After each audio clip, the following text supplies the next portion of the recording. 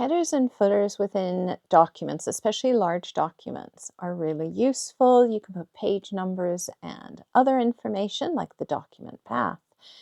But there are a lot of options that people don't know about, so let's take a look at what some of them are.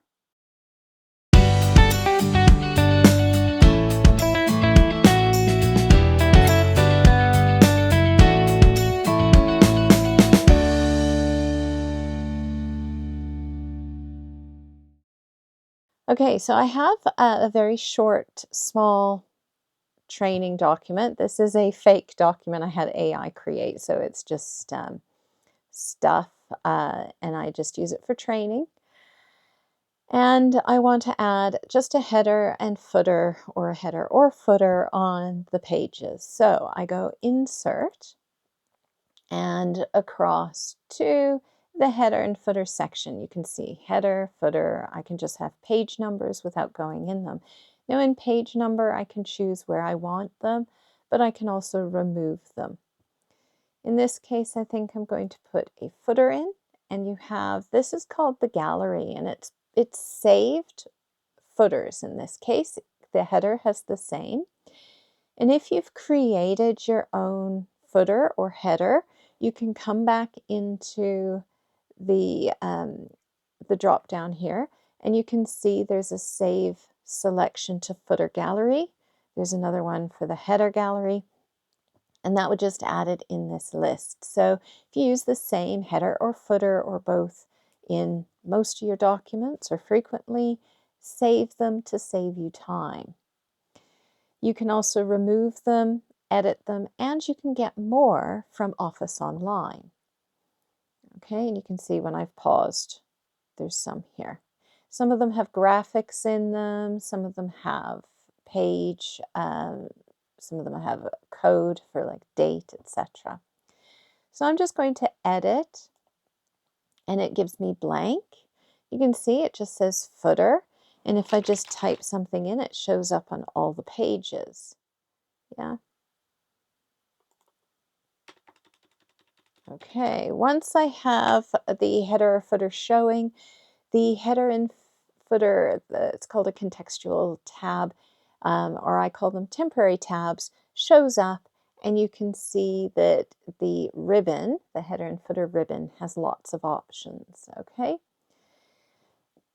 So in the header and footer, this where it's the same as we saw previous with the gallery and the options, and then we have the page numbers. So I can put the page number where I want, so bottom of the page, plain, centered, right, etc. You can have page X, so yeah, page X of Y. So there's quite a lot of options here, different fancy ones, etc. Okay. You can also format your own page number. So if I choose one here, there we go, and it's added them in. Once you're in your header or footer, they both show, so you can just jump back and forth by scrolling. And you can add date and time, document info, I'm coming back to this one, quick part, so different text, etc. And these ones are so useful, okay? You can also use the go to footer, go to header if you don't want to scroll up and down. And you can go, now next and previous, we don't have any next and previous, it's all the same, so it doesn't matter. There is a tick box here for show document text.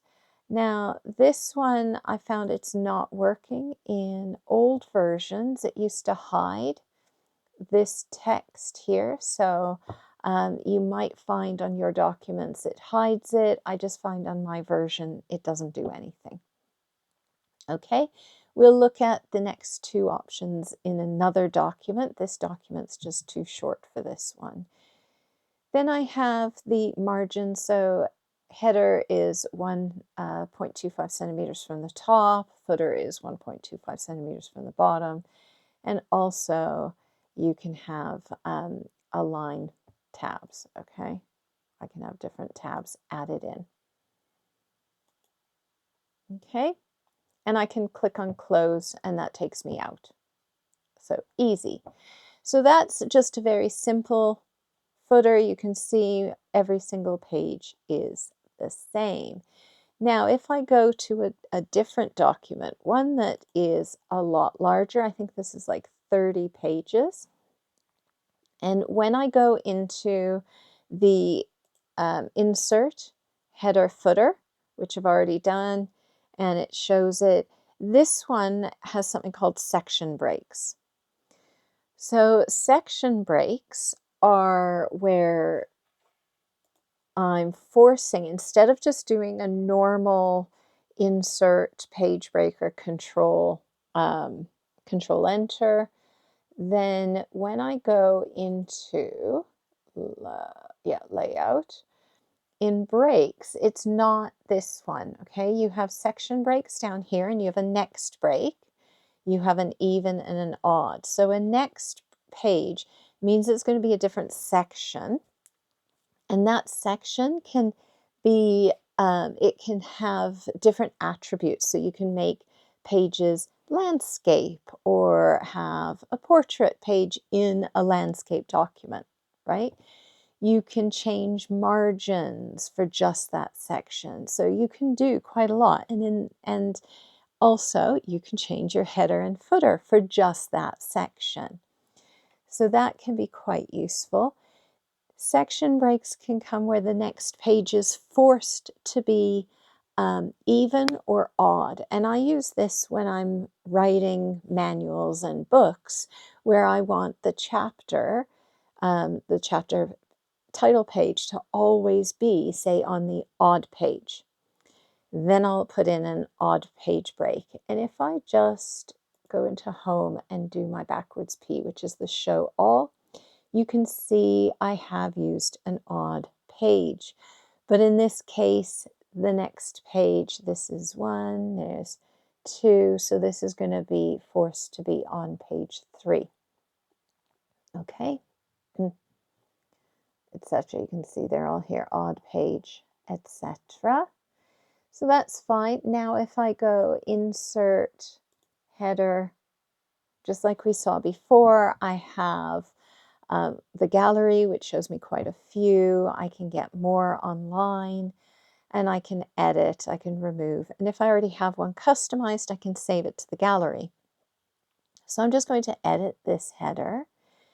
And now I'm going to just go through and type something in. Actually, I'm going to use this document info. Now you can see there's a few here, and I even have some document properties. Okay, so I'm going to put in the title, and I'll show you where that is. And then at the bottom, in document info, you can see I have the file path. So this is quite a good one if you want to have where the document's saved. Then I've got field codes here where I can add more. These ones can be quite powerful. I've used these when creating manuals for some clients, big training manuals, like 100 pages.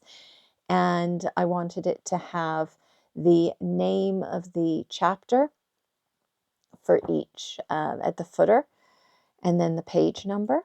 Okay. Now, if you want the title page or the chapter page to be different, you can use different first page, but you should make sure that your cursor is flashing on the page that you definitely want to be different, because you can accidentally select a different section and these tick boxes apply to that section. Okay. Right. So I've done that. So this one is the first page footer. This one's section 2. Now it says it's same as previous, but I don't have a first page one here. So if I put anything in here, you can see it's not copying over. Okay, I'm just going to go down to this one. Okay, that's a different section. Yeah. If I type something in section 2 here, which I've got lots of rubbish, I'll just change that so it's not so bad. Yeah, you can see it's going on to the next section. And then I can say, right, I don't want it to be the same. So that's linked to previous. I can click on this third section, make sure I'm on that one. I tell it not to link to previous. And then when I select and make changes, it doesn't affect the previous section. Okay, so it isolates the different sections. And it tells me which section I'm on. So you can see section 2, section 3. Great. Now I'm going to add in another document info from document properties. I can put in like the author here. Yeah, see the AI that generated this for me. Yeah, I'm just going to get rid of that because that's a bit longer than I wanted. Document info. I deleted the comments, I think. Yeah, so this one, it just puts in this placeholder. That's because I didn't have any comments in there. So I want to show you how to actually change this information. So what you do is you can go into File and Info, and you have Properties over here, and you have Advanced Properties as well.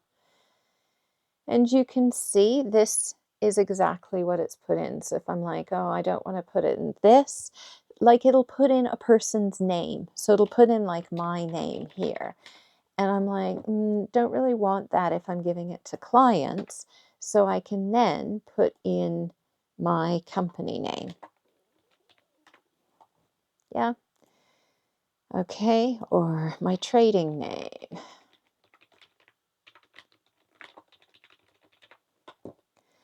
So in here, this is the comments. I can put in some comments, and you can use all of these. So these are really useful. Yeah. And as I said, I've used these a few times. There we go. And you can see it's just updated it. So it's absolutely easy. It can be popped into different locations, and then you can change that. So if you add in more comments, etc. So this document info, really useful. Same with the quick parts. You can put in auto text. The properties are there, field codes, which again, were in the document info. And then you have the building block organizer, which just helps you organize them all. You can also add pictures in, online pictures, and you can make them so they are behind the text, overlapping, etc. Great. And then also one of the features I love is the odd and even. So I'm going to go down to, yeah, these are both section 3. And I'm going to click to make sure I'm in there. And then I tick odd and even. And you can see this one says even, this one says odd. And if I now go into, if I don't link it to previous, there we go. And I then go into the page numbering, bottom of the page. I can then choose, say for an even page, that it's over on this side. That's it. And then on this one over here, the odd page, I'd like it on the right side. That's it. So as I'm going through my document, all the even page has the numbering on one side, odd on another. So that will work for that section and any sections that replicate or are linked to it. Okay. So section breaks give you different types of headers and footers, odd and even for odd and even pages, and you have a different first page. So if you put in the comments any questions you have about headers and footers, how you use them, and if you really like this video, or if you like the video, then please click on that thumbs up. And if you'd like to see more videos, do subscribe to the channel. Thank you so much and have a great day. Bye for now.